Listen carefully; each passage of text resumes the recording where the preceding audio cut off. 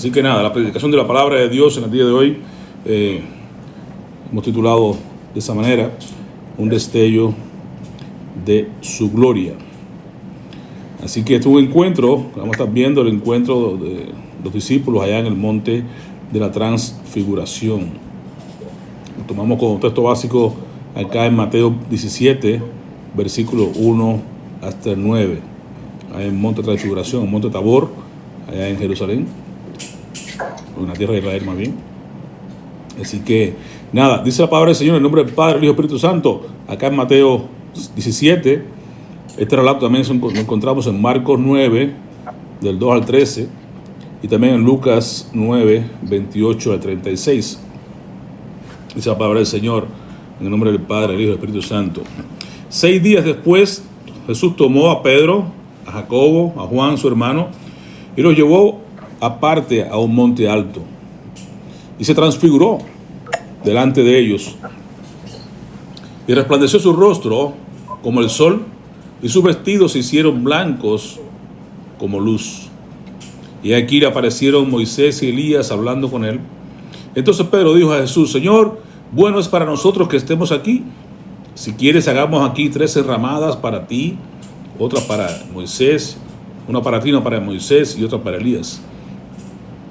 Pero mientras él hablaba, una nube de luz los cubrió, y aquí una voz desde la nube que decía: Este es mi Hijo amado, en quien tengo complacencia.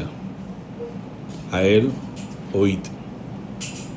Al oír esto, los discípulos se postraron sobre su rostro y tuvieron gran temor. Oremos. Padre, te damos gracias por esta gran experiencia que mis hermanos tuvieron allá en el monte de Tabor, la transfiguración. Vieron la gloria de Jesús allí en sus rostros. Pero qué bueno que no se quedaron allí, sino que bajaron al valle de sombra, al valle de nuestra necesidad, Señor. También tú nos llamas a ese tipo de experiencia en lo personal, pero al mismo tiempo que vayamos de una forma práctica a llevar esa gloria de Dios donde quiera que vayamos, tú nos envíes. Padre, ayúdanos a verificar a través de esta palabra la experiencia que ellos tuvieron, la misma experiencia que podemos tener nosotros hoy en día, si te buscamos de todo corazón, en oración, alabanza y estudio de la palabra. Y nos instruye, nos equipe para hacer tu voluntad mientras vamos siendo discípulos hasta que tú vengas por tu pueblo. Prepara nuestros corazones para escuchar tu voz. Dispón nuestras vidas para ser útiles en tus manos, y que en todo seas tú exaltado y glorificado. En nombre de Jesús oramos y te bendecimos. Amén. Que podamos comprender nosotros la importancia teológica de la transfiguración de Cristo, y como un momento cumbre que revela acá la identidad divina de Jesús. Porque para muchas personas, pues, Cristo es una creación. Para muchas personas Cristo es el Hijo de Dios, pero no es el mismo Dios. Y nosotros, como creyentes en Cristo, sí sabemos y reconocemos la personalidad divina de Jesús como el mismo Dios, parte de la Trinidad, Dios Padre, Dios Hijo, Dios Espíritu Santo.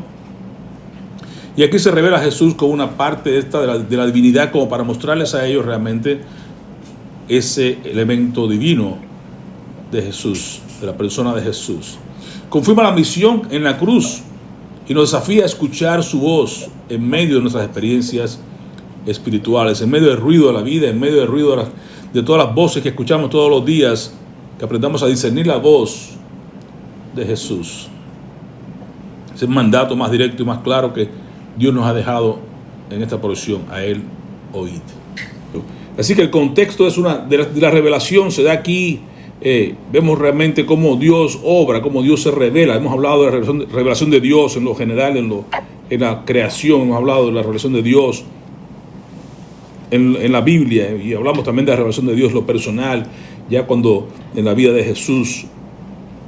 Pero vemos acá, por ejemplo, en Génesis 32, 24 al 30, tenemos este evento donde Jacob lucha con el ángel allá en Peniel, ese encuentro personal donde tuvo esa revelación divina, porque Dios se muestra cuando vamos a buscarle. Dios dice claramente en su palabra: cuando tú le buscas de veras, de todo corazón, Él se revela.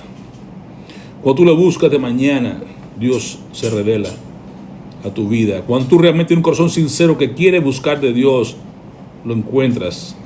Dios no se esconde, Dios no está lejano de aquella persona. Incluso dice que está cercano al corazón quebrantado, al corazón que realmente está buscando del Señor. Sabemos que nadie busca a Dios por voluntad propia, pero cuando uno tiene esa motivación de parte de Dios, que Dios pone en nosotros el querer como el hacer por su buena voluntad, y nos invita a buscarlo, nos invita a encontrarnos con Él, o cuando estamos en medio de nuestras luchas, de nuestros problemas, y vamos ahí como Jacob, que luchó con el ángel hasta el amanecer, y luchaba por su bendición, luchaba porque Dios le bendijera realmente en aquel entonces, y fue transformado, porque realmente es imposible que usted tenga un encuentro con Dios que no sea transformado.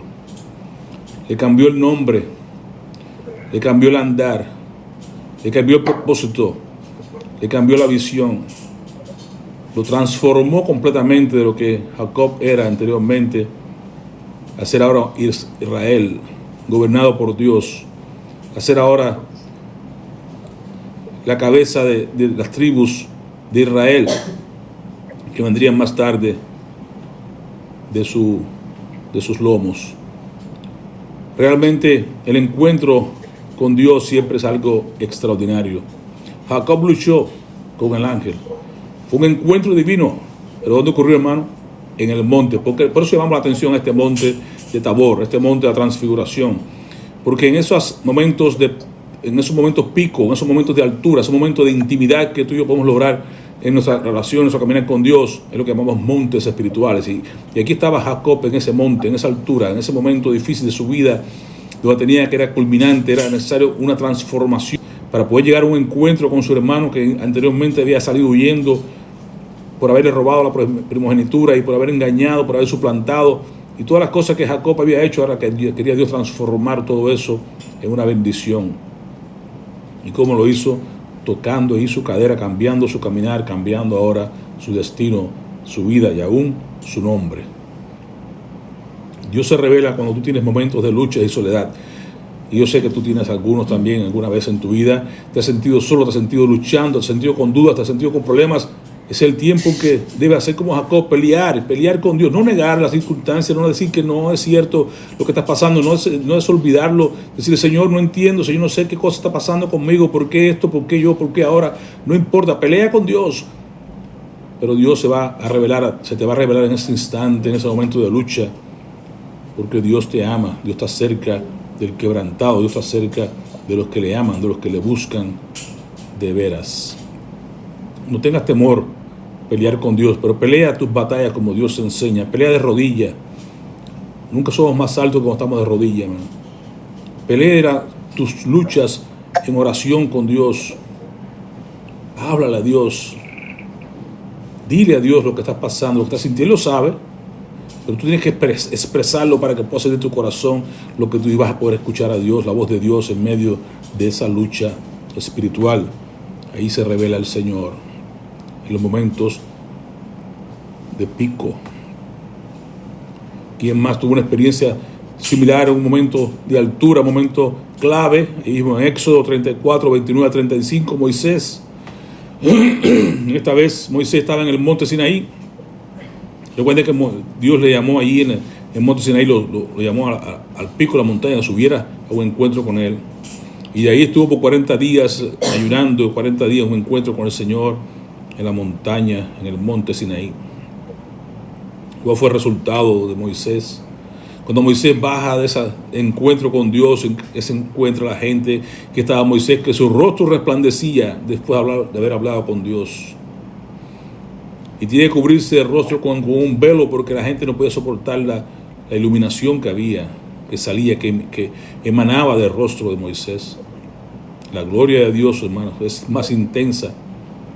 Es tan intensa que transforma a quien se encuentra con Él. Ustedes recuerden Hechos de los apóstoles, cuando toman los apóstoles, los llevan al Sanedrín y los ven y dicen, estos hombres eran hombres de vulgo, hombres sin letras, hombres, y sin embargo se expresan con un denuedo extraordinario y reconocieron entonces que habían estado con el Señor. Es imposible que usted pase tiempo con Dios en su palabra, que usted pase tiempo con Dios en la iglesia, que usted pase tiempo con Dios en un retiro, que usted se vaya a un lugar aislado a buscar en lo personal de Dios, a llenarse de Santo Espíritu y que usted siga siendo igual. No, hermanos, esto es una buena solución para cada necesidad que usted tiene. Si usted tiene pecados ocultos, si usted tiene problemas con dificultades en cuanto a controlar su ira o controlar cualquier otro tipo de vicios o problemas que tenga en su vida, hermano, es necesario oración, es necesario ayuno, es necesario aislarse, es necesario irse a un encuentro con Dios en lo personal, solo, aislado. Váyase al monte. En la porción también Ageo nos narra que por la condición espiritual de las personas en aquella época decía subir al monte y buscar madera y traer, para que la madera se refería a construir su vida espiritual, no solamente el templo de Dios acá en el llano, sino que usted debe buscar madera, buscar fortaleza espiritual cuando se va al monte. Saca un tiempo para irse a un lugar aislado, para un lugar donde no usted apague el ruido de la vida, el ruido del mundo, apague el ruido del celular, apague todas las cosas posibles, hermanos, para que usted se aísle al menos unas horas, si puede, un tiempo, un día, si es mejor, un fin de semana, aún mejor. Tenemos esa experiencia cuando estábamos en Las Vegas, recuerdo, teníamos ese llamado encuentro. Nos íbamos, cada 2 o 3 meses nos íbamos a un lugar apartado, nos íbamos a la iglesia, todos los que pudieran ir. Y ahí teníamos tiempo de instrucciones, tiempo de separaciones, de oración, de aislamiento, tiempos extraordinarios. Al punto que estábamos esos tiempos, estábamos de retiro, no se hablaba, mano. Nadie podía hablar. Era un voto de silencio esos 3 días que pasábamos ahí escuchando la palabra de Dios. Eran enseñanzas tras enseñanzas y estudios y tiempos de soledad con el Señor, aislamiento y todo, hasta el último día que hacíamos como una actividad ya festiva y una cena y compartíamos, y ahí hablábamos entre los testimonios y los tiempos bellos que pasábamos, la gente llorando de sus experiencias, y teníamos tiempo que hacíamos una fogata y quemábamos ahí, que hacíamos cartas de todo lo que nos estorbaba y lo echábamos en el fuego, y ahí la gente comenzaba a dar testimonio de las cosas que, como Dios le habló, y era bello, hermano. Es extraordinario, es importante pasar tiempo con Dios. Yo le animo, no tiene que ser en conjunto con la iglesia, pero usted solo hágase el propósito de pasar tiempo a solas con Dios. Puede ser todos los días, unos 5 o 10 minutos que usted pasa tiempo a solas con Dios, es importante. Si puede separar un día, mejor. Si puede separar un fin de semana, aún mejor. Pero es importante pasar tiempo con el Maestro, con su palabra y nada más. Solo Jesús, cantábamos ahorita, solo con Jesús. Allí es que Él se hace visible, ahí es que se hace palpable, ahí es que Él viene a un encuentro con nosotros. Este contexto del monte de aquí, de transfiguración, se da, señores hermanos, a partir del capítulo 16, cuando en ese encuentro que tenía Jesús con sus discípulos, y le hace la pregunta, le dice, ¿y ustedes quién dicen que soy yo? La gente decía, bueno, unos dicen que tú eres Elías, que tú eres el profeta, que tú eres acá, que tú eres allá, pero ustedes, no personal, ustedes más cercanos, ¿qué dicen ustedes? ¿Quién soy yo para ustedes? Y es que entonces tenemos la gran revelación del apóstol Pedro, que el Simón Pedro tomó la palabra y dijo, tú eres el Cristo, el Hijo del Dios viviente. Y Jesús le dijo, bienaventurado eres tú, Simón, hijo de Jonás, porque eso no te lo reveló carne ni sangre, sino mi Padre que está en los cielos. Nadie puede revelar eso si no es dado por Dios.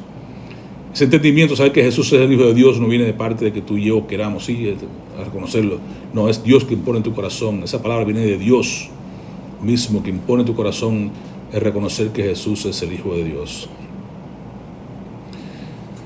Poco antes de este evento, Pedro acaba de hacer esa confesión de Jesús como el Mesías. Y más adelante Jesús comienza ahí mismo en ese capítulo 16 a hablar entonces de lo que vendría. Inmediatamente después Jesús anuncia por primera vez su muerte y resurrección, en versículo 21. Y Pedro lo reprende, mostrando claramente que Pedro no entendía el plan de Dios. Sí, tuvo una gran revelación, gloria a Dios. Dios le dice, mira, este es mi Hijo amado. Y él entendió que es el Cristo enviado por Dios, el mensajero de Dios, Dios mismo en persona. Pero luego que Jesús le dice, tengo que ir a la cruz, no, tal cosa no te ocurra, Señor. Yo estoy dispuesto a ir contigo hasta la muerte. Y no, eso no va a pasar. Y quería entonces darle consejos a Jesús.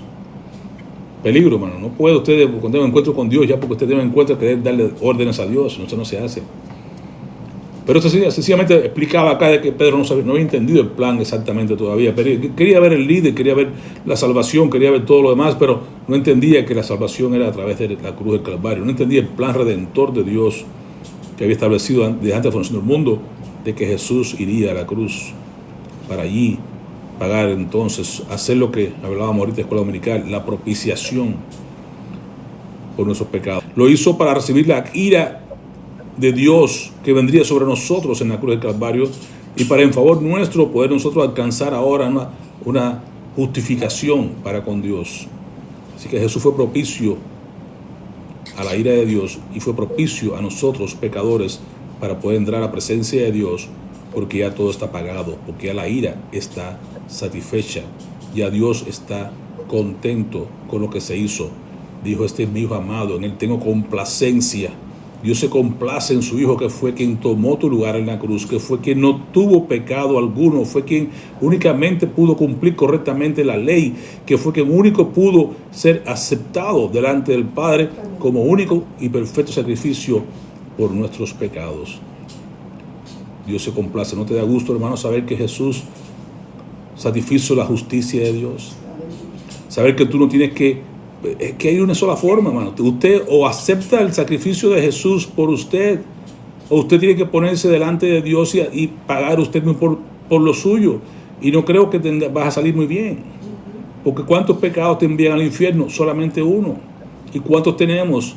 Creo que se pasa la cuenta. No hay... no podemos contarlo. Realmente son muchísimos los pecados que tenemos. Muchísimas cuentas tenemos que darle a Dios y vamos a pagar por nuestros propios pecados. Sin embargo, basta una sola obra, la obra perfecta y completa de Jesús en la cruz, para que yo pueda decir: Señor, gracias. Que no tengo que pensar ahora en las palabras necias que dije, no tengo que pensar ahora en las cosas malas que he hecho, no tengo que pensar porque todo está pagado, ya todo está cumplido, todo está hecho, para que yo pueda entrar a una relación personal contigo y una entrada al cielo, una amplia y generosa entrada en los cielos, gracias a la obra maravillosa, magnífica y completa de la propiciación de Jesús en la cruz. Desde entonces comenzó Jesús, el versículo 21, a declararse a sus discípulos que le era necesario, la palabra que Jesús usa, era necesario. Bueno, si Jesús no va a la cruz, no hay salvación para ti ni para mí. Estaríamos todavía, como dice Jesús, estaríamos muertos en sus pecados todavía. La gente que no cree aún está en sus pecados, están muertos en sus pecados. Sin embargo, hay solución para eso, hay salvación, hay sanidad, hay bendición. Solo tienes que venir a la cruz. Pero el que no viene se lo pierde. Era necesario ir a Jerusalén y padecer mucho de los ancianos y los principales sacerdotes y de los escribas y ser muerto. Oh, qué tan triste la noticia. Venir y sufrir, venir a este mundo lleno de maldad, a ser objeto de burla, de escarnio, a ser objeto de maltrato, y aún ser crucificado, maltratado en una cruz cruel. Mala noticia. Sin embargo, no termina ahí la historia. Sigue diciendo: y resucitar al tercer día. Ahí está la victoria del cristianismo. Satanás pensó que había ganado la batalla, poner a Jesús en la cruz, cuando buscó los que le injuriaran, cuando buscó los que mintieran, cuando hizo un complot contra él, cuando aún el gobierno, los fariseos, los religiosos, todo el mundo estaba en contra de Jesús.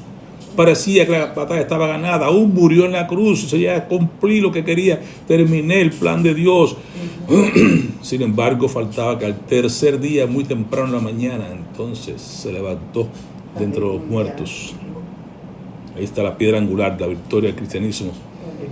Al tercer día, muy temprano en la mañana, se levantó Jesús.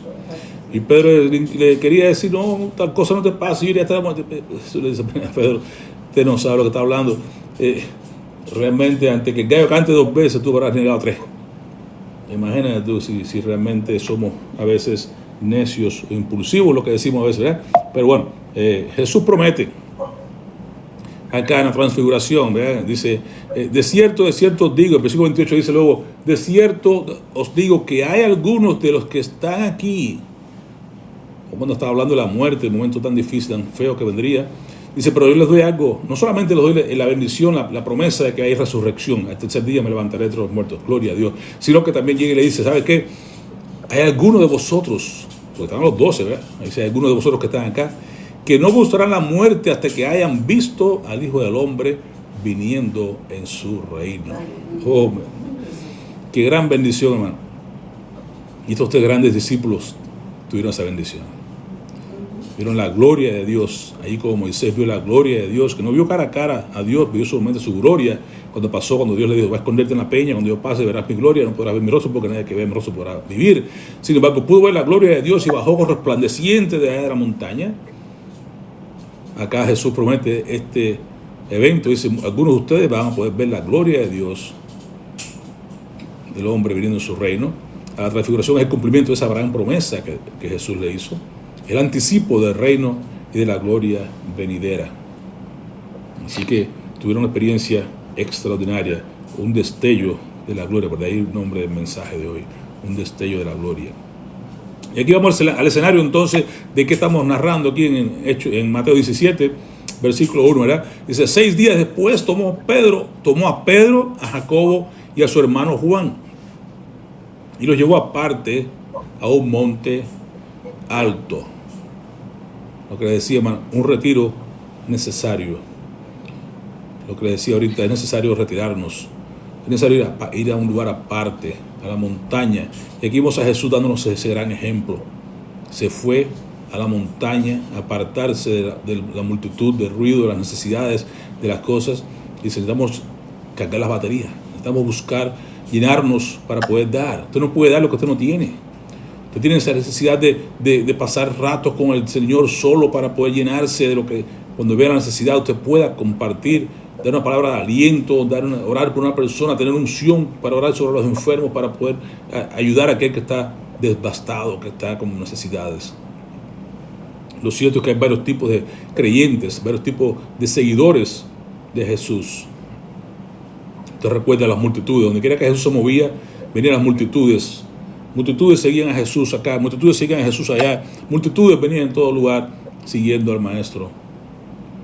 En un momento determinado Él se levanta y escoge 70 personas, discípulos, y los envía de 2 en 2 a hacer la obra. ¿Recuerdan? Los 70, la obra de los 70. Luego tenía los 12, los que estaban más cercanos a Él. Cada vez que se iba a un lugar, se retiraba y los usaba con más frecuencia, en el sentido, por ejemplo, cuando alimentaba a los 5,000, le ponía a los 12 a hacer la obra, y todo el tiempo que se iba en la barca iba con los 12, y todo lo que hacía iba haciendo siempre con los 12, que eran más cercanos a él. Sin embargo, tenemos a veces luego 3 personas mucho más cercanas todavía. Dentro de esos 12 tenemos a Pedro, a Juan y Jacobo. Lo vemos acá, los llamó al monte de la transfiguración, lo vemos allá en Getsemaní, lo vemos en todo tiempo, justamente con Cristo de manera muy cercana. Pero hubo uno solo que quedó al pie de la cruz, y este fue Juan. Todos lo abandonaron, todos salieron corriendo, pero Juan se quedó ahí al pie de la cruz, y él le hace gran mandamiento. Dice, hijo, aquí tienes, Juan, aquí tienes a tu madre, aquí tienes a tu hijo, y ahí lo encuentra al pie de la cruz. Era el lugar que estamos hablando acá, el monte Tabor, acá en el monte de la transfiguración. Es un monte alto. Si vayamos allá al monte, un monte alto, si Dios busca que vamos a las alturas, a buscar allí un encuentro con el Señor. En la Biblia los montes son lugares de encuentro con Dios. ¿Te recuerda? Hablamos ahorita de Moisés, se encontró con Dios, ¿dónde? Allá en el monte Sinaí. Recuerda cuando viene el llamado primeramente, lo llama allá y le dice, vendrás, si vas a ir a Egipto, vas a sacar a mi pueblo, vas a traer acá y me van a orar aquí en este monte. Y él hizo tal como Dios le había mandado. Cuando regresa va ahí a sube al monte, Dios le dice sube al monte, y está 40 días con él, 40 noches, y ahí le da los 10 mandamientos, y baja a Moisés con sus tablas ya escritas con el dedo de Dios. El monte Moriah, recuerda la experiencia de Abraham. Cuando trae a tu hijo, tu único, tráelo, sacrifícalo, entrégamelo, y Abraham sale subiendo allá a ese monte por fe. Te recuerde que aún Isaac le dice, papá, veo aquí, tengo el fuego, veo la leña, pero ¿y el cordero? ¿Dónde está el sacrificio? Y allí entonces que Abraham le dice acerca de este gran nombre de Jehová Jireh, en el monte del Señor será provisto. Y ciertamente Dios proveyó, porque Dios nunca falla. Pero ¿dónde Dios mostró su gloria? En el monte. ¿Dónde mostró Dios la provisión? Allí en el monte. En el monte, hermano, hay bendición. Suba a las alturas con el Señor. Vaya a buscar madera, vaya a buscar un encuentro, vaya a buscar a llenarse de poder en el monte, hermano. Vaya al monte. Vaya al monte. Es el monte Moriah, el monte allá en Elías, recuerda la hermana acá. Estuvimos allá también en Carmelo, estuvimos en el monte de Transfiguración, cuando estuvimos allá en Israel. Estuvimos allá, ahí fue donde monté por primera vez en camello. Y te acuerdas la experiencia que Esperanza les contó acerca de aquel chamaquito que le regalé la chaqueta y que se estaba contentísimo con aquello y dando vueltas por todo aquello y enseñaba a todo el mundo su chaqueta que le había regalado yo aquel día, y me permitió montar su camello y compartimos, y ahí tomamos por primera vez aquel jugo de granada, y fue una experiencia bien bonita. Sí, tuvimos aquella experiencia en Monte allá de Transfiguración y también después en Monte Carmelo, también tengo fotos por ahí de cuando estuvimos por allá con la hermana. Y sí, también las bienaventuranzas. Tuve la primera participación con el grupo, ahí me tocó a mí hablar sobre las bienaventuranzas en esa montaña. Fue interesante. Los montes son siempre lugares de mucha bendición. El monte, como ya hemos hablado, el monte Moriah, el monte Sinaí, la experiencia de Elías en el monte Carmelo. Vaya a la montaña, hermano, suba a las alturas con el Señor, tenga ese encuentro con Dios y luego baja al valle a llevar la palabra del Señor. Vaya, ya como te digo, vaya equipado para hacer la obra que el Señor te manda. Hace falta entrar constantemente en los montes de Dios. Sencillamente, no tiene que ir a un monte físicamente, como hablamos, ¿verdad? Pudiera ser por un retiro, pudiera ser que esté mismo en su casa, en un rincón de su hogar, usted tenga un lugar destinado para tener ese encuentro con Dios. Es un lugar sencillamente donde usted sienta que esto simboliza una elevación espiritual, que usted suba al encuentro con Dios en el espíritu. No estamos hablando que usted suba a la montaña físicamente, si puede aislarse, gloria a Dios, porque ahí estamos lejos del ruido de los carros, de todas las cosas. Es muy bueno, es una experiencia bella, hemos tenido muchas veces también, íbamos a las montañas en California, allá en el sitio donde era, creo que era de Charlie Chaplin, ahora hay un centro cristiano arriba, y hay son montes, las montañas altas, donde nos reuníamos a hombres por fin de semana completo, y después iban las mujeres solas fin de semana completo. Eran actividades muy interesantes en esos lugares, y realmente la experiencia siempre es buena en esas montañas, pero no tiene que ir tan lejos. Usted puede en su casa, en un rincón, un sitio donde usted pueda apagar el ruido del mundo, el ruido del celular, la televisión, todo, y tenga un encuentro con Dios. Usted va a ver que su alma se eleva en la forma espiritual, lo que quiero que usted entienda, porque usted se aleja de todo el ruido cotidiano y usted tiene un encuentro con lo divino. Usted puede asimilar entonces lo que Dios tiene para ti en ese día. Es bueno que cada día tengamos al menos 5 o 10 minutos de elevación espiritual, que usted pueda tener un encuentro con Dios antes de su casa y salga revestido del poder de Dios y la unción de Dios para hacer la obra a la cual Él lo llama cada día. Y en este caso, en este lugar acá apareció este gran, dice acá, su rostro resplandeció como el sol y sus prendas de vestir exteriores se hicieron esplendorosas. Estamos hablando de transformación, transfiguración. Usted no tiene necesariamente que transfigurarse. Esto ocurre con Moisés, esto ocurre con Jesús. Pero usted y yo podemos transformarnos, como dice la palabra de Dios, dice Pablo, vamos transformados de gloria en gloria, es lo que me refiero. Y usted y yo tenemos que ser renovados nuestra mente, también nos dice Pablo en Romanos 12:2. Si usted no tiene que ser transfigurado, no va a ser ahora medio raro, vaya afuera, medio diferente, y que sea que es más espiritual que nadie. No me refiero a eso, pero salga transformado. De tal manera que cuando usted ve a alguien que le ofende, usted puede decir Dios te bendiga. Que usted ve a alguien que está apocado, usted le diga, sabe que Dios te ama y tiene un plan contigo. Y cosas así, que usted pueda estar transformando su mente. Que usted cuando alguien le ofende, en lugar de que salgan palabras obscenas de su boca o salgan palabras corrompidas, usted puede darle con gracia para ayudar a esa persona en lo que usted está diciéndole. Usted pueda perdonar cuando lo ofendan, cuando usted pueda. Si esa es la transformación que estoy hablando, no de transfiguración. Si puede ser transfigurado y alguien puede ver. Y yo no dudo que haya transfiguración, ¿me entiende? No digo que. ¿A qué me refiero con eso? No es que se vea realmente que usted tenga que ponerse un velo en su cara porque es mucho que usted resplandece, pero estoy seguro que algo hay cuando muchas personas pueden ver en usted, en mí, y la persona que usted ve que dice, wow, yo veo algo diferente en usted. Usted como que o es cristiano, o porque usted es diferente, o ellos ven algo, mas no sé exactamente cómo explicártelo. Yo digo que es la unción de Dios, digo que no creo que sea una luz que se vea así lo físico, pero la gente puede percibir que hay un cambio en tu vida cuando tú realmente has estado pasando tiempo con Dios, cuando tú realmente estás siendo transformado por Dios. No sé si no me puedo llamar de transfiguración, pero se puede llamar una transformación y algún destello de gloria que sale de tu vida, que la gente pueda apreciar y pueda darse cuenta de que algo diferente hay en ti, de que tú has pasado tiempo con el Señor, que tú has estado, como a veces puede pasar que te digan, te notan quizás diferente un lunes, te ve medio gruñón y te dice, no fuiste a la iglesia, ¿verdad? Tú como que te faltó algo ayer y cosas así, ¿no? Pudiera pasar que en el caso contrario, pero en el caso positivo me refiero a que usted deba llevar siempre esa luz, esa antorcha, ese reflejo que hablábamos la semana pasada, hermano Mato, recuerda que nos decía, un reflejo, reflejar la gloria de Dios, reflejar la fe de Dios, la vida de Dios en tu vida, ese reflejo, que usted sea como un espejo, que usted sea como una luz, que sea esa sal, que sea esa luz del mundo, que usted sea que vaya moviendo, la gente pueda ver que en ti ha habido, o está viendo un cambio constantemente, todo el tiempo, todos los días, hay algo diferente en ti, porque Dios está haciendo la obra. Lo que antes era ya no lo eres, ahora eres diferente a lo que antes era, ¿no es cierto? Así que, ¿quién tiene esa costumbre? ¿Quién nos puede ayudar a entender mejor? ¿Quién nos puede dar ese ejemplo? Mismo Cristo, recuérdese en Marco 1:35, y levantándose muy de mañana, aún muy de noche, salió y se fue a un lugar desierto y allí oraba. Quiere decir que Dios nos llama, no necesariamente al monte, nos llama a un lugar de aislamiento. Temprano en la mañana, antes que todo comience, el bullicio del día comience, usted va a un lugar aparte, un lugar desierto, o en su casa, un rincón, un cuarto, de ahí la teoría del cuarto de guerra, un closet en su casa, algo, un sitio especial, el rincón del sofá, lo tenemos nosotros acá en casa, cosas así. Usted busca un sitio en su casa, usted dedique, santifique para que usted separe eso para un uso sagrado, para que usted busque de Dios temprano en la mañana y vea entonces cómo Dios se glorifica y la gente podrá notar en ti esa transformación diariamente.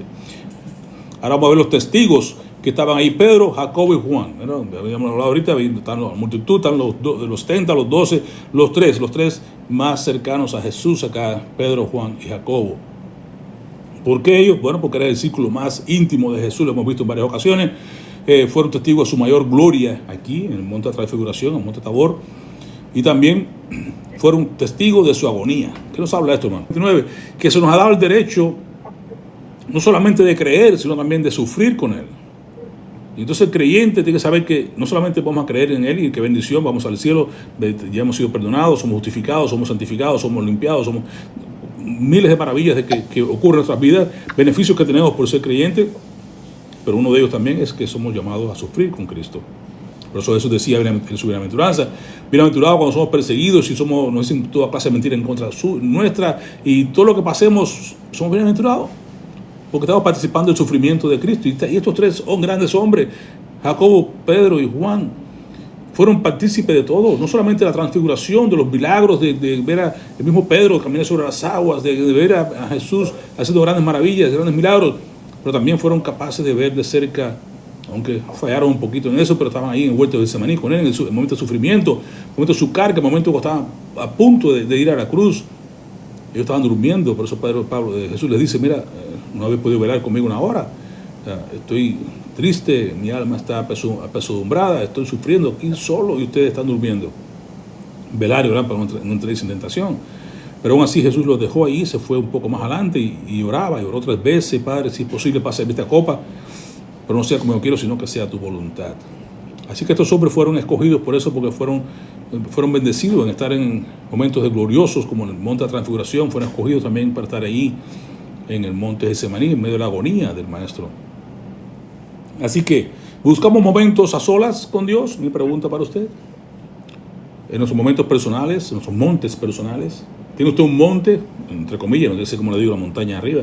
Puede ser el rincón de su casa, puede ser en su carro antes de irse a trabajar, lo que sea. Usted tenga un monte, un sitio específico donde usted pueda llevar a cabo las actividades cristianas, me refiero a los medios de gracia que Dios nos ha dejado, que usted pueda orar, que usted pueda adorar al Señor, cantarle al Señor en un lugar solo, apartado, donde usted pueda leer la palabra de Dios, donde nadie lo interrumpa, que usted tenga tiempo a solas con Dios, de lectura, adoración, oración. ¿Para qué? Para alejarnos del ruido, para escuchar su voz. Dios quiere hablarnos. Ese bello canto, quiero escuchar tu dulce voz. Pero tenemos que irnos a un lado, de mañana, bien temprano, separados del ruido, y te aseguro que vas a escuchar la voz de Dios. Te aseguro que poco a poco vas a ir siendo transformado. Vas a ir de gloria en gloria. Vas a ir viendo entonces a Dios más claramente, primero como a través de un espejo, pero poco a poco vas a ir viendo más claramente a Dios en ti. Y la gente va a poder también ver a Dios en ti. obrando en ti y a través de ti. Entonces la revelación, un vistazo a la gloria de Dios. Vamos al versículo 2 y versículo 3. Acá, cómo se vino esta revelación, cómo se da esta revelación. La transformación. Su rostro, Jesús, su rostro se cambia, se pone como el sol, brillante como el sol, lo cual refleja o explica lo que es la gloria divina que había sido velada, ahora se manifiesta. Y sus vestidos aún, no solamente como Moisés, que su rostro se brillaba, sino que ahora también sus vestiduras. Así que ¿quién es más grande, Jesús o Moisés? Sus vestidos se vuelven blancos como luz, lo cual simboliza la pureza, victoria y majestad celestial. Versículo 2, 17 dice, se transfiguró delante de ellos. ¿Ves? Transfigurar, no mismo transformarse, se transfiguró, cambió la figura. Delante de ellos y resplandeció su rostro como el sol. Sus vestidos se hicieron blancos como la nieve. Esto es lo que se llama realmente, aquí vemos realmente a través de la Biblia, vemos la visión de Juan en la isla de Patmos, vemos la visión que tuvo Daniel también acerca de Jesús y el anciano de Días. Dice, por ejemplo, en Daniel 10, 5 y 6, y alcé mis ojos y miré, y aquí un varón vestido de lino y ceñido sus lomos de oro de Ufaz. Su cuerpo era como el berilio, y su rostro parecía un relámpago, y sus ojos como antorchas de fuego, y sus brazos y sus pies como el color de bronce bruñido, y el sonido de sus palabras como un estruendo de una multitud. En Apocalipsis 10, 1 al 3. Vi descender del cielo sobre otro ángel fuerte, envuelto en una nube, con el arco iris sobre su cabeza, y su rostro como el sol, y sus pies como las columnas de fuego, y clamó a gran voz como ruge un león. Y Apocalipsis 1, 13 al 15, la visión de Juan ahí en Patmos, cuando comienza este libro. Y me volví, y vi al Hijo del Hombre vestido de una ropa que llegaba hasta los pies, y ceñido por el pecho con un cinto de oro. Su cabeza y sus cabellos eran blancos como blanca lana, como nieve, sus ojos como llamas de fuego, y sus pies semejantes al bronce bruñido, refulgente como un horno, y su voz como estruendo de muchas aguas. ¿Se dan cuenta? Aquí tenemos entonces la visión de Juan, la visión de Daniel acerca de Cristo. Imagino como Pedro, que hablaba acá en su segunda carta, diciendo acerca de la palabra del Señor, si tuvimos la experiencia de haber visto claramente al Hijo de Dios en la transfiguración. Pero tenemos la palabra más profética, más segura, que es la Biblia, que nos ha dejado para poder, que hacemos bien en prestar atención, porque nos hace salvación para nuestras almas. ¿Okay? Y acá tenemos a Juan, entonces, que también estuvo ahí en la transfiguración, que vio un destello de la gloria de Dios, y ahora ve un destello mucho más grande luego en la isla de Patmos. Oh, hermano, Dios habla en todo tiempo. A veces pensamos que Dios nada más le habla a los niños, cuando vemos que hacemos énfasis en la escuela dominical, que buscar a los nenes, buscar a los niños para poder enseñarles temprano. Sí, aún Dios también habla en la vejez. Grandes ejemplos. Moisés no fue llamado siendo niño. Moisés fue llamado a los 80 años. Abraham fue llamado casi con 100 años a hacer la obra. Vean aquí a Juan, ya de años, al anciano, ya como 100 años creo que tenía cuando estaría allá en la isla de Patmos. Aquí se le revela el Señor. De muchas maneras, ver a la profetisa Ana, que estaba allí en el templo del Señor, pudo ver a Dios en su buena vejez. Elizabeth vio también la gloria de Dios en la vejez. Oh, Simeón pudo ver a Dios porque se mantuvo pensando ver la gloria, la salvación de Dios, la salvación de Israel, y pensando y perseverando ahí en el templo cada día. En su vejez pudo ver, y cuando pudo ver lo que mucha gente no pudo ver, no vio. Él tomó al niño en sus brazos y dijo, aquí está la salvación de Israel. Y la gente que vio a Jesús crecer y hacer los milagros aún no veían que era la salvación de Israel. Dios habla en todo tiempo. Su salmo dice que aún en la vejez daremos fruto, ¿verdad? Y estaremos firmes, y estaremos, el Salmo 92, estaremos verdes como las ramas ahí como los cedros del Líbano. El Señor es extraordinario. Y aún David de rabia decía que no te olvides de mí en mi vejez. Tú has sido bueno conmigo en mi niñez, no me abandones cuando mis canas me lleguen. Sí, es interesante. la transformación que Dios va haciendo en la vida de cada persona cuando somos capaces de rendirnos y de querer buscar el poder de Dios. Se aparecen aquí dos grandes representantes, la ley y los profetas. Y se le aparecieron Moisés y Elías, que hablaban con él, Mateo 17:3. Porque todos los profetas y la ley profetizaron hasta Juan. Y si queréis recibirlo, él es aquel Elías que había de venir. El que tiene oídos para oír, que oiga. Si decía, pero no es que Elías tiene que venir, bueno, Elías vino. El que lo entienda ya sabrá que ya Elías vino, preparar el camino del Señor. Venía profetizando, venía hablando.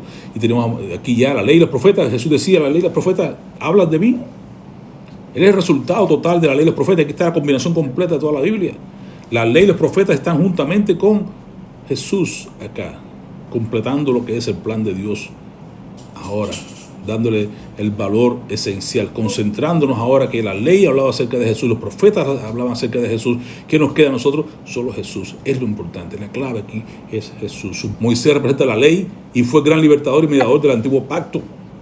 Elías representa a los profetas, el gran defensor de la adoración de Dios. Tenemos la ley, tenemos la adoración, pero el significado es la teofanía.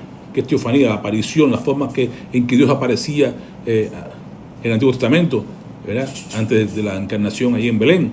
Y tenemos otra revelación acá en Daniel 7, 9 al 10. Dice, estuve mirando hasta que fueron puestos los tronos. Se sentó un anciano de días cuyo vestido era, vemos aquí la descripción otra vez de Jesús, blanco como la nieve y el pelo de su cabeza como lana limpia. Su trono llama de fuego y las ruedas del mismo fuego ardiente. Un río de fuego procedía y salía delante de él. Y millares de millares le servían y millones de millones asistían delante de él. El juez se sentó y los libros fueron abiertos. Después del juicio en el Apocalipsis, los libros fueron abiertos. ¿Quién se siente en su trono? Y aquí tenemos a Jesús. La manifestación de Dios, de Jesús antes de Belén, teofanía. Se revela como el Hijo de Dios en esencia, no solo en palabra.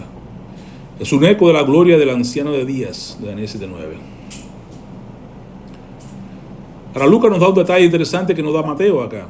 Lucas nos dice acá en capítulo 9:31, añade un detalle crucial. ¿Hablaban de qué? Esto estaba acá, sabemos que se apareció Moisés, sabemos que se apareció Elías, pero ¿de qué hablaban?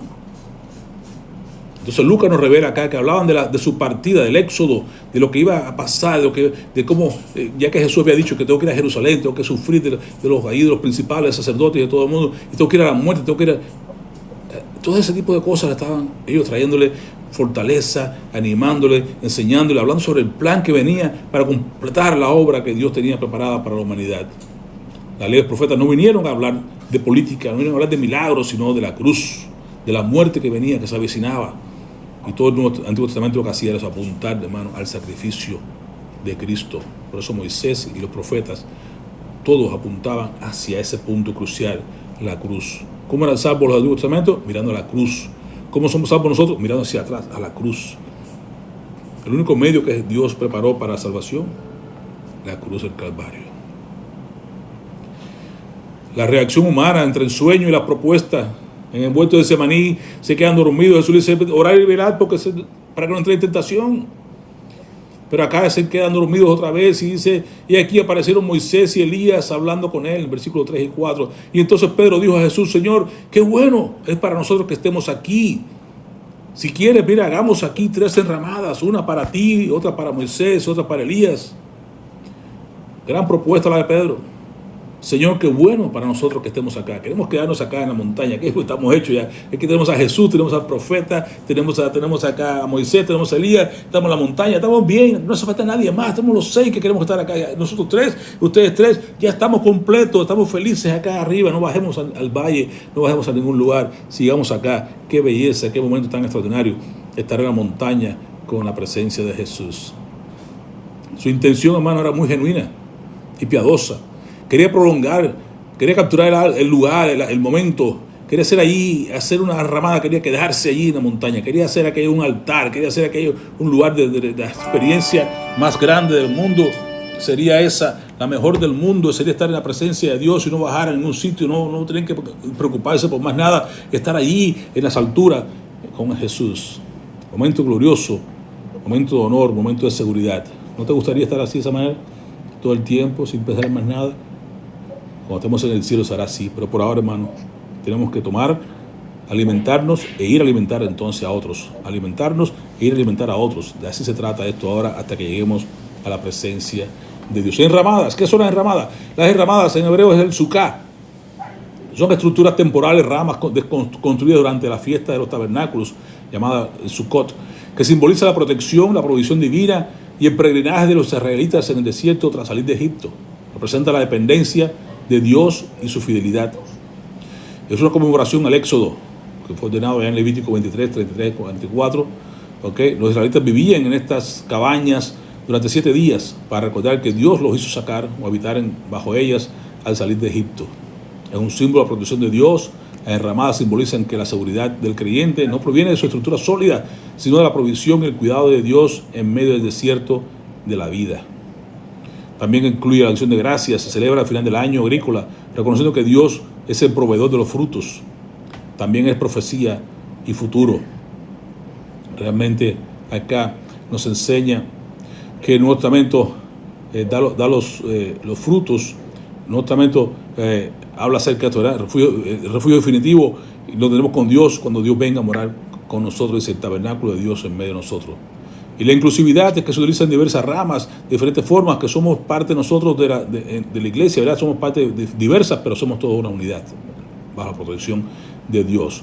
Así que, en resumen, la fiesta de las enramadas es un lugar donde Dios ofrece refugio ante el peregrinaje que tenemos en este mundo, y una abundancia espiritual y física. El error de Pedro, ¿cuál fue el error de Pedro? El mismo error que tú y yo cometemos o queremos cometer muchas veces, ¿verdad? Quería igualar a Jesús con Moisés y con Elías. Luego quería construir un tabernáculo para cada uno de ellos. Pero la gloria de Dios, hermano, no se comparte. ¿Qué dice Dios su palabra en Isaías 42:8? Que no comparte su gloria con nadie, ¿no es cierto? Entonces Jesús es el más glorioso, Jesús es el centro de todo. Jesús no está ahí para compartir su gloria con nadie, sino para que tú y yo podamos aprender de que aquí se trata solo de Cristo. Además quería quedarse en la cima, olvidando que la misión de Jesús estaba en el valle, no en la montaña. Amén. Así que muchas veces nos pasa eso. ¿No te pasa eso a ti? Intentamos a veces encerrar a Dios en nuestras experiencias espirituales favoritas, evitando el camino del discipulado que incluye sufrimiento y servicio diario. Y aquí está la clave. Mientras aún hablaban, una nube de luz los cubrió. Y aquí una voz delante de la nube que decía: este es mi Hijo amado, en quien tengo complacencia.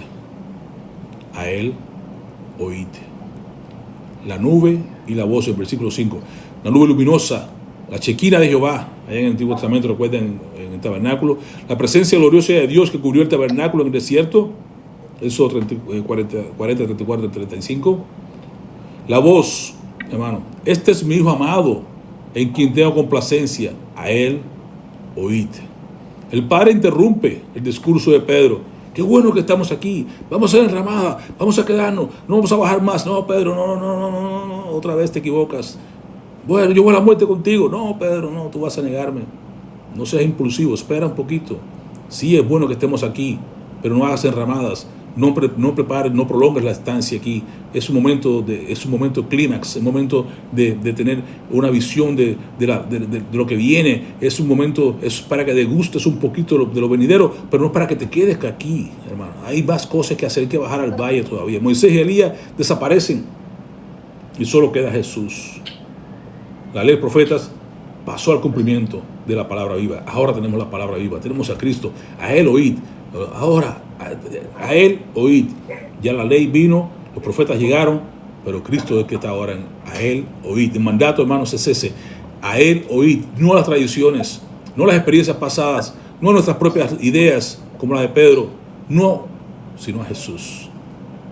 Hebreo 1 y 2 nos dice: Dios, habiendo hablado muchas veces y de muchas maneras en otro tiempo a los padres por medio de los profetas, en estos postreros tiempos, en estos postreros días, nos ha hablado por el Hijo. Así que la transfiguración es el momento cumbre donde el Padre presenta al Hijo como la autoridad final. a Él oíd. Amén. ¿A quién estamos escuchando hoy, hermano? ¿A la voz del miedo? ¿A la voz de la cultura? ¿De nuestras propias ambiciones? ¿A la voz de Jesús, que nos llama negándonos a nosotros mismos, a tomar su cruz y a seguirle? ¿A quién estamos oyendo? ¿A quién estamos escuchando hoy? ¿Qué dice el Padre? A Él oíd. Mi pregunta es, ¿a quién estamos escuchando? Y no termina ahí. Tenemos que bajar. Ya Dios los reprende. No se queden acá. No es esto el final. Es un destello de la gloria. Es una visión extraordinaria. Es una presencia gloriosa. Pero no te quedes ahí. Ya estás en experiencia con Dios. Ya conociste lo que Dios tiene para ti. Ya recibiste un destello de su gloria. Ahora ve y haz la obra que te ha mandado hacer. El regreso al valle. La necesidad de gracia está allí, en el valle. En Mateo 17, 6 a 9. Y el temor y el consuelo. Los discípulos caen sobre sus rostros, aterrorizados, cuando escuchan la voz de Dios. Jesús se acerca y los toca y les dice, levantaos, no temáis. El gran mandamiento de Cristo, no temas. No tengas miedo, levantaos. Es el mismo Jesús que conocen. Ya no está transfigurado. El que los toca y los consuela. La gloria no nos destruye cuando venimos por medio de Cristo. No, la gloria nos consuela. La gloria nos da paz. Y eso es lo que Dios quiere que tú y yo recibamos. Paz, consuelo. Una experiencia que nos lleva a ser de bendición a otros en medio de su necesidad. Sin embargo, Dios le da aquí, Jesús le da un mandato de silencio ahora. Dice, no digáis a nadie la visión hasta que el Hijo del Hombre resucite de los muertos. Y así lo hizo Pedro, habló de eso en su segunda carta. Así lo demostró también Juan. Jacobo no pudo, Jacobo lo mataron. Pero pudieron hablar de la transfiguración de Jesús después de la resurrección. ¿Por qué? Porque Jesús sabía que ese tipo de revelación gloriosa, sin el contexto de la cruz y la resurrección, podía crear un mesianismo político, un triunfalista equivocado, como el que Pedro ya había mostrado. Y no quería que eso pasara. Quería que tuvieran toda la revelación completa, la cruz, la resurrección, y entonces entenderían mejor la transfiguración que ocurrió ahí en el monte Tabor. Primero tenía que cumplirse la misión, luego vendría la gloria, tendría sentido a la luz de la resurrección. Así, hermanos, no podemos vivir en la cima del monte todo el tiempo, pero podemos tener tiempo a solas con Dios. Bellos himnos. A solas al huerto yo voy. Y allá en el monte Calvario, otro himno bello. Podemos ver entonces las experiencias que podemos tener con Jesús cuando estamos a solas en el huerto con Él. De mañana temprano, como hacía Él, de madrugada se levantaba hacia un sitio solo y ahí oraba. También podemos recordar allí en el monte Calvario la obra de Jesús por nosotros. Podemos tener una transformación gloriosa cuando vemos de cerca estas experiencias. La experiencia del monte, hermano, es para fortalecernos para el ministerio en el valle, donde está la necesidad, donde están los demonios que expulsar, donde hay una cruz que llevar, donde hay personas que necesitan sanidad, donde hay personas atribuladas en falta de paz y por necesidades de diferentes tipos. En el valle, ahí está el problema. Pero tenemos que venir transformados, tenemos que venir ya preparados para hacer esa obra. Tenemos que equiparnos antes de ir a hacer la obra. En resumen, hermano, la transfiguración, Dios nos da un destello de la gloria futura de Jesús. Amén. Confirma su identidad como el Hijo amado de Dios. Y nos da la instrucción más importante para nuestra vida. A Él oíd. Escucharlo a Él. No a nadie más, hermano. La única voz que usted debe identificar entre tantas voces que el mundo nos da todos los días, entre tantas voces que ven en la radio, en la televisión, en YouTube, en todo lugar, tantas voces que nos atacan todos los días, hermano, a Él oíd. El susurro del silencio en la montaña, ahí en la cueva. Dios quiere hablarte, pero tenemos que apagar el ruido para poder escucharle. Las experiencias espirituales son hermosas, pero no son el fin en sí mismas. Nos preparan para vivir en medio de la obediencia a la palabra de Cristo en el día a día. Así que yo espero, hermanos, que esta palabra cumpla su misión, que usted pueda entender que necesitamos una experiencia con Dios diaria, no necesariamente una transfiguración, pero sí una transformación diaria con Dios, de equiparnos para hacer la obra que Él nos llama a hacer cada día, que tengamos nuestra montaña, nuestro tiempo, nuestro lugar aislado, nuestro lugar de preparación, y que vayamos al valle diario de la vida a poner por obra lo que Él nos enseña, que seamos cartas abiertas, transformadas por su gloria día a día, mostrando que Dios es Dios y que lo que Él hace en nosotros también quiere hacerlo en las personas que aún no le conocen. Amén. Oremos. Padre, te damos gracias por tu palabra, gracias por este recordatorio de Estrella de Gloria, que tuvieron experiencia nuestros hermanos, que también nosotros podemos tenerla de alguna manera si la ponemos en práctica todos los días de nuestras vidas, y que podemos ser equipados para hacer tu obra y tu voluntad de la manera que tú solamente sabes cómo debemos llevarla a cabo. Tú nos has preparado obras para que andemos en ellas, por eso nos has salvado y nos equipas todos los días si te buscamos, y con sinceridad de corazón y temprano en la mañana te buscamos todos los días, Señor. Ayúdanos a poner en práctica esta instrucción y poder ser un objeto de bendición a todas las personas que tú pondrás en nuestro camino en el día a día. En tus manos encomendamos, en ti esperamos y queremos ser un objeto para magnificar tu nombre y darte la gloria en todo cuanto hagamos. En el nombre de Jesús. Amén. Amén.